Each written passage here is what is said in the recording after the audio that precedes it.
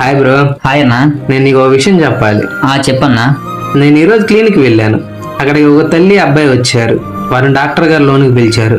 Doctor గారు, ఏంటమ్మా 2 రోజుల నుంచి మెడిసిన్ తీసుకోవడానికి రావట్లేదు అని, మీ దగ్గర డబ్బుల్లో ఉన్నారుగా, ఇప్పుడైనా తీసుకుంటారా అని అడిగారు. అందుకు ఆమె, తీసుకుంటాం డాక్టర్ గారు, కానీ 4 రోజులు సరిపడే డబ్బులు మాత్రమే ఉన్నాయి అన్నారు. డాక్టర్ గారు ఆమెను విచిత్రంగా చూసి సరే అమ్మా అని పంపించేశాడు. వారు బయటకు వచ్చేశారు. వచ్చిన తర్వాత వాళ్ళ అబ్బాయికి పాపం ఏమనిపించిందో కానీ, అమ్మా నేను కష్టపడి సంపాదిస్తానన్నాడు. అమ్మా నేను మరలా మిమ్మల్ని ఈ స్థితికి రానియకుండా చూసుకుంటా అన్నాడు. ఒక్కసారిగా అది విన్న నేను చాలా ఆశ్చర్యపోయాను రా. చాలామంది పిల్లలు అలాంటి కుటుంబంలో పుట్టకూడదు, ఇవేమి బ్రతుకులని తల్లిదండ్రులను తిడుతూ ఉంటారు. కానీ ఆ పిల్లవాడు నేను సాధిస్తానని చెప్తున్నాడు రా. ఆ పిల్లవాడికి గట్టిగా 15 సంవత్సరాలు కూడా ఉండవు.